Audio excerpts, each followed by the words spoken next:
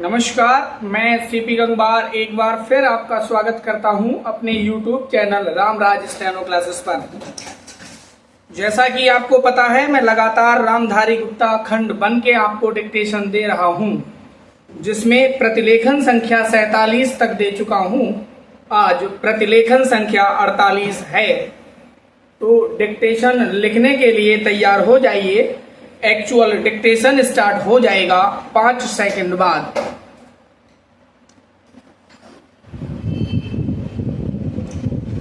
अध्यक्ष महोदय, पैसा देकर लोगों को जासूस बनाया जा रहा है।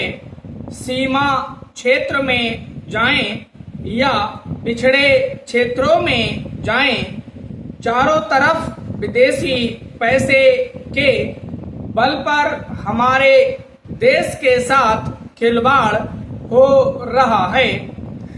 इतना ही नहीं, विश्वविद्यालयों में जाएं तो वहां भी यही खेल खेला जा रहा है।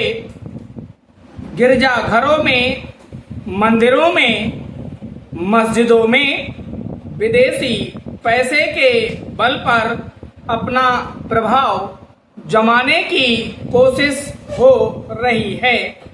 यह समस्या किसी एक पार्टी की नहीं है, यह राष्ट्र की समस्या है। आज सदन में वित्त मंत्रालय की मांगों पर बहस हो रही है। सरकार के हर विभाग का वित्त मंत्रालय से संबंध होता है। देश में जो प्रगति हुई है और हो रही है, उसकी काफी चर्चा हुई है। जो प्रगति हुई है वह चारों ओर दिखाई पड़ रही है। कम से कम रेल विभाग में तो काफी प्रगति दिखाई पड़ रही है। रेलों में अब भीड़ कम होती है। बिजली का भी काफी विकास हुआ है, लेकिन देहातों की तरफ हमारा जो दृष्टिकोण है, उसको देखकर कुछ कष्ट होता है। अभी जो जनगणना हुई है, उसको देखने से मालूम होता है कि शहरों की जनसंख्या अधिक बढ़ी है। आज देहातों से लोग शहरों की तरफ आ रहे हैं। हमारे राष्ट्रपिता ने कहा था कि लोग देहातों में बसे, देहातों के जीवन को पवित्र करें। लेकिन स्वराज्य के 55 वर्ष बीत जाने के बाद भी देहातों की तरफ ना जाकर शहरों की तरफ लोग आते जा रहे हैं। इस प्रश्न पर हमको कुछ गंभीरता से विचार करना होगा।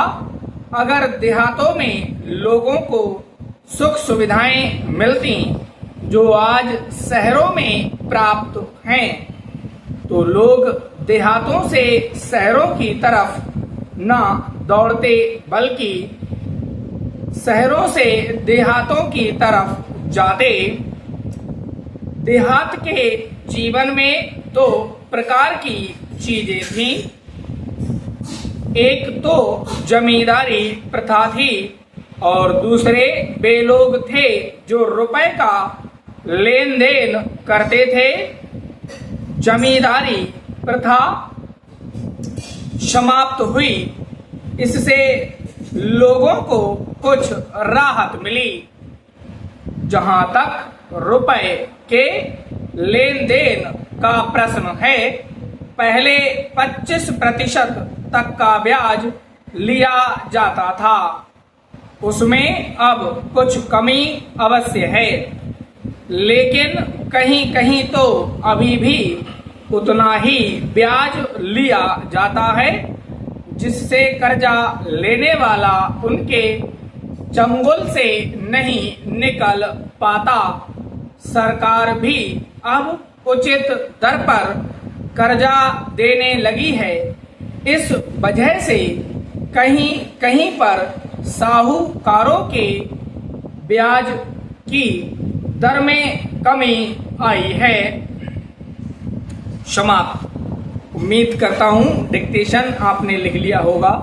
अगर डिक्टेशन लिख लिया है तो इसे पढ़ लीजिए।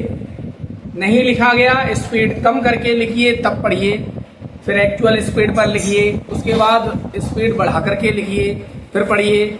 मल्टीपल टाइम्स इसको लिखते रहिए तो ग्रेजुअली आप देखेंगे कि आपकी स्पीड बढ़ चुकी होगी। Thank you very much.